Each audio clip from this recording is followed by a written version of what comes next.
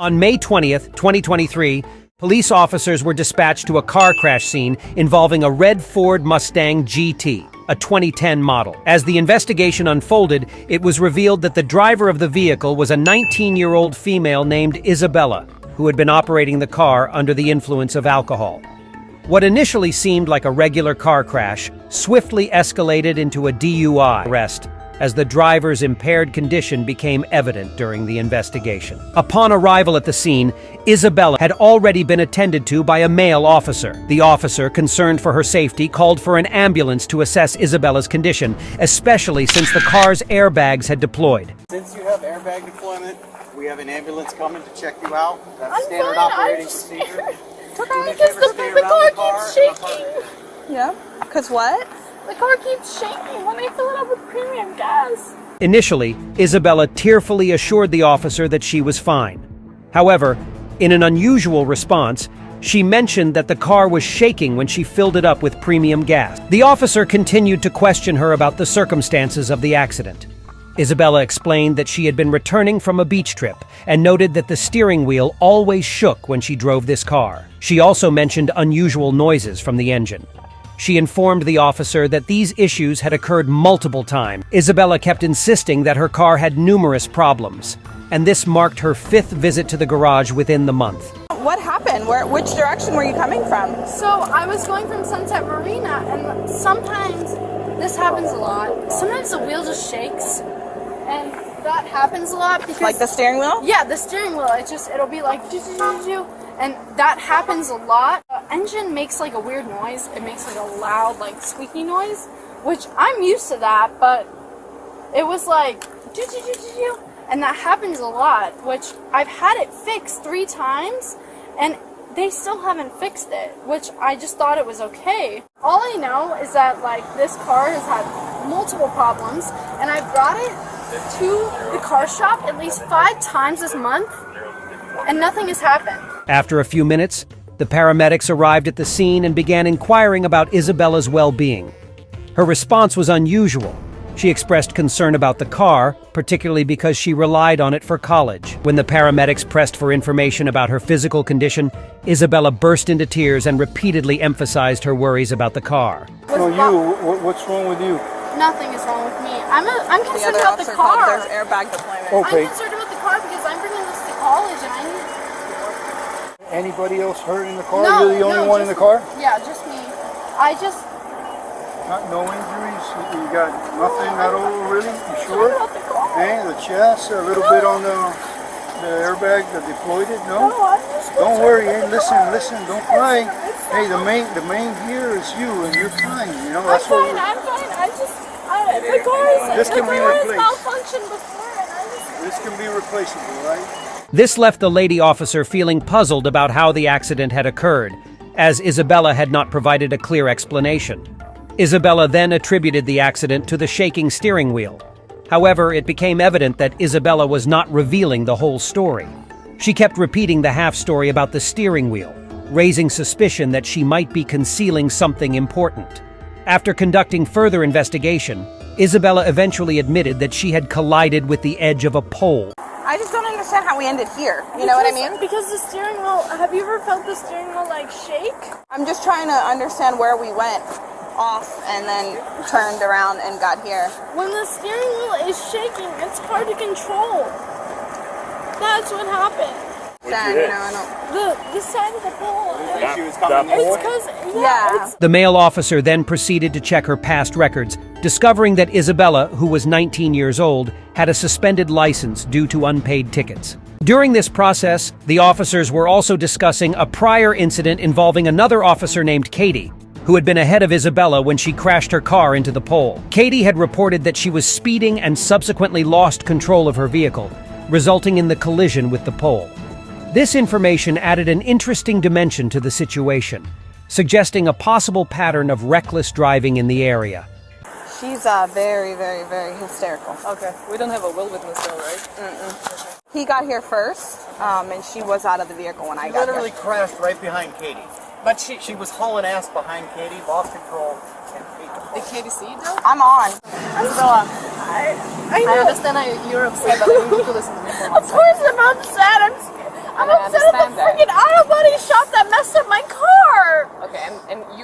that. Is there any way that I can get my insurance to like have some justice here? Well, you're gonna have to contact the insurance for sure. Do you have a paperwork for the car? Do you have Yes, a of registration? course, of course. Isabella handed her car insurance to the officer for examination, and it was noted that the car was registered in the name of her parents. However, throughout this incident, Isabella remained visibly upset, tears streaming down her face. Following this, the lady officer asked Isabella for her vehicle registration. Isabella provided a stack of papers and expressed uncertainty about which document contained the registration, stating that it should be in there somewhere. Her emotional state was still quite evident as she struggled to locate the necessary paperwork. Okay, so Do you need my ID? who's Leslie Johnson? Is that your mom? My mom. And Christopher is your dad? Okay, so you said the car is registered to you. It's registered to my parents. I just turned 18 in November. Okay, do you have a registration?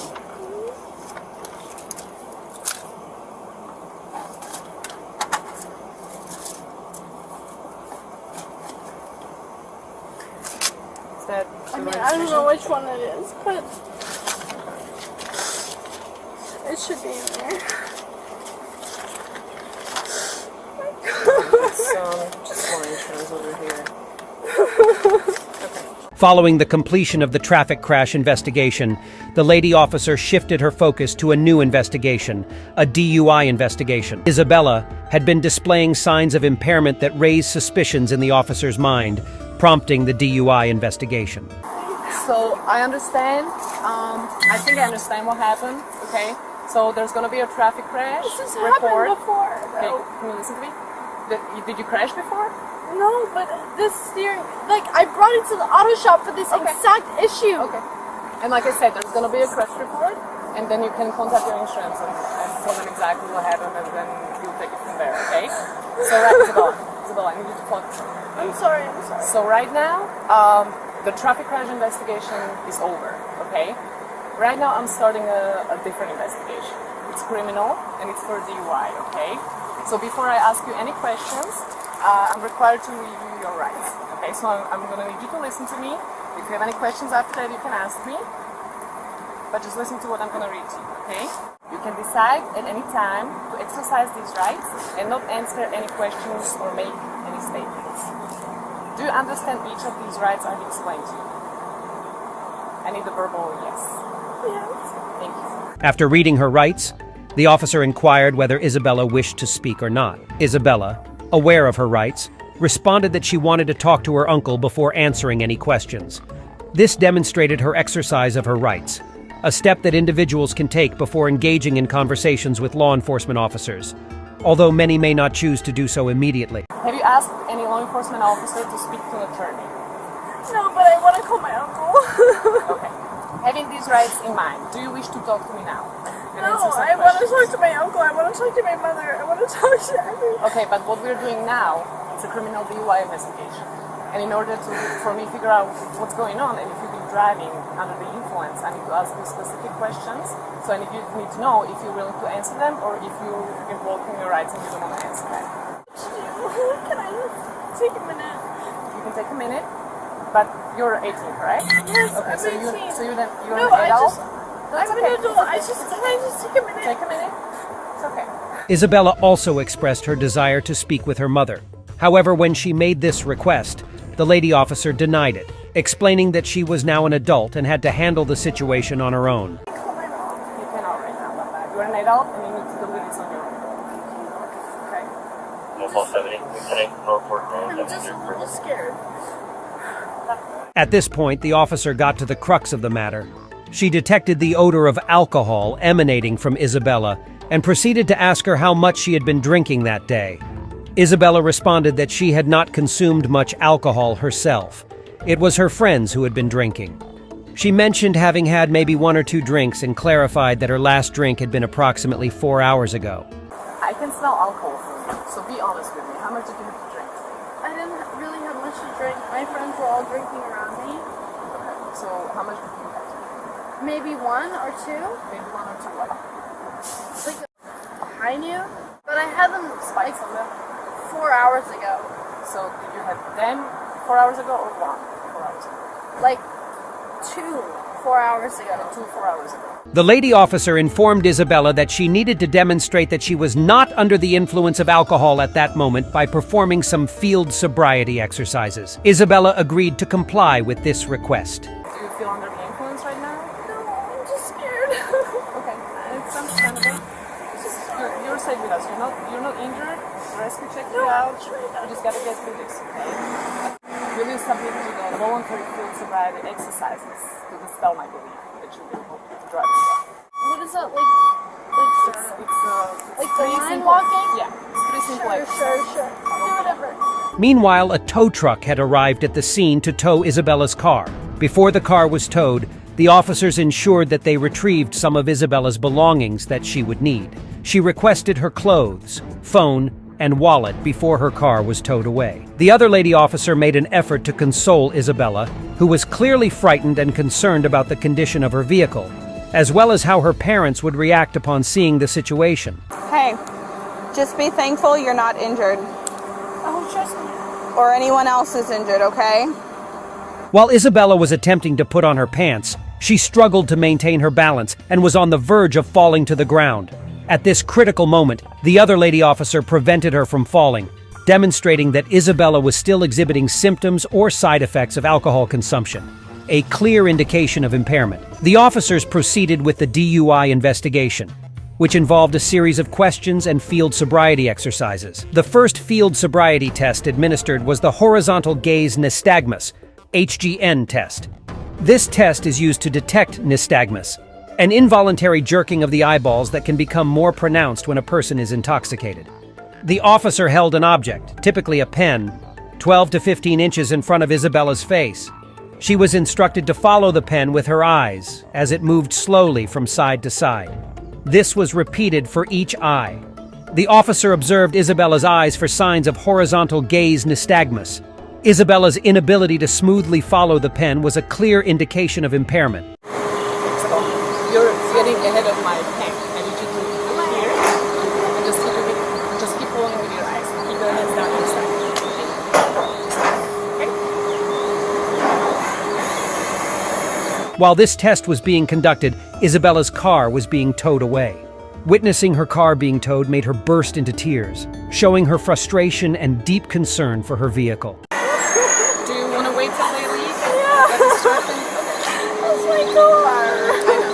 But it's what's happening. The car is gonna get towed. Please stop. I'll pass whatever you want me to pass. I just want whoever messed up my car, whoever didn't fix my car, to go to jail. Again, you can deal with that. Okay, well, I'll walk whatever line you want me to walk. Focus on this, okay?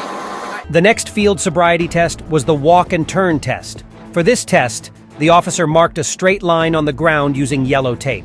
Isabella was instructed to take 9 heel-to-toe steps along this line. After taking these 9 steps, she was to turn on one foot and return in the exact same manner in the opposite direction. This test is designed to assess a person's ability to listen, follow instructions, and remember those instructions while performing specific physical movements. Before starting the test, Isabella's behavior began to change. She appeared increasingly frustrated and rushed. The officers reminded her to listen carefully and not rush through the test. Okay, great. I'm so ready. I'm so mad. Because this has happened twice. And if I pass this, whoever messed up my car goes to jail, right? So that's gonna be between you and the shop. That's Okay. not our Alright. thing to investigate. So But you will investigate whoever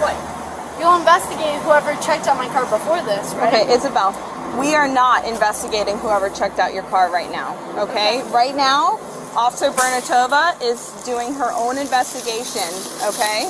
Okay. That has nothing to do with who fixed your car or who did work on your car, okay? That's all civil, and that's something that you can go and look into after the fact, okay? But right now, this is what we're dealing with. This unexpected question indicated that her focus was shifting away from the DUI investigation and towards her concerns about the garage that had worked on her car. With the instructions explained clearly to Isabella, it was time for her to perform the walk and turn test.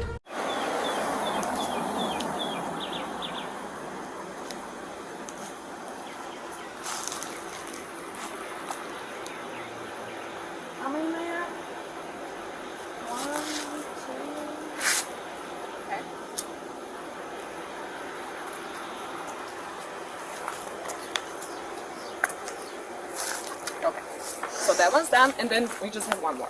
Isabella was then asked to perform the last test, known as the one-leg stand test. In this test, officers instructed her to stand on one foot with the other foot approximately 6 inches off the ground. She was to count aloud by thousands, 1001, 1002, etc., until told to put her foot down, which should happen after 30 seconds.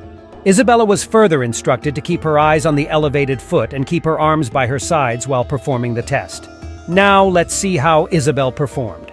So I tell you what to do, I'm going to show it to you, and then you can start. If you need me to hold, I can literally hold whatever you want. I can hold. I need you to do exactly what I'm asking. Okay. 1001, 1002, 1003, 1004, 1005, 1006, 1007, and so forth until I tell you to stop. All right. I'm Any ready. questions? Nope. Let me know when you're ready. Don't start yet. Just tell me when you're ready, and don't do that. You need to keep your arms down your side, okay? And do not keep them off of your body. Keep them down your side. Is this like a yoga pose? No, like this.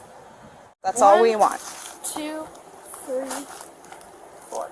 Okay, Isabel, again. 1, 2, 3, 4, 5, 6, 7, 8, 9, 10, 30, 31, 32, 33, Okay, so 34, 35. Isabella, it's okay. Put your foot back, don't put the Crocs back on. Turn around, let's see if we any back. Isabella completed all the field sobriety exercises as instructed. However, despite her performance, she was arrested for driving under the influence. It was a sobering moment for Isabella as she broke down in tears and realized that she made the worst decision of her life by driving drunk. You're under arrest for driving under the influence. When we get to jail, there's gonna be a breath test machine, so you will be able to provide the sample of your breath to determine the alcohol level, okay? You can prove us you're not over the legal limit if that's something you believe. Do you understand? Yep. Will you take the breath test? Yep. Okay. Do I have to take a mug shot? Yes. It's funny how everybody's worried about that one. How much is my bill? If there's anything illegal on you, anywhere on your body that you're gonna there's introduce to my not. car or much the is my- jail, you're gonna be charged with Isabella, detention. listen, Okay? listen. I'm That's our aware. biggest issue here today. I don't okay? have Just anything listen. illegal on me. Okay, You can okay, breath okay, test. that's I have fine. nothing. I have Okay. nothing. The only problem is that I'm going to jail. My parents are be really mad at me. Isabella, I know this seems like it's the worst thing in the world. Listen. Take it as a lesson learned. And be thankful that you did not kill yourself or anyone else, okay? That is the most important thing. All of this, you can get past. Drunk driving not only endangers your life, but also risks the safety of others on the road. Always designate a sober driver or use alternative transportation when you've been drinking. Your responsible choices can save lives.